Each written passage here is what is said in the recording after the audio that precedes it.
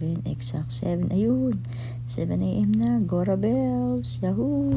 At kung napapansin nyo dyan, ay ako ay nagmamadali. Talaga nagmamadali ako kasi si Luko ay papasok pa sa work. Ako naman ang uuwi at siya naman ang mag-work. Dahil ako ang night shift at siya naman ang morning shift. Hindi kasi kami pwede mag-same shift dahil nga sa mga bata. At ito nga ang aking naabutan pagdating galing work. Tulog yan. Tulog si M sa couch.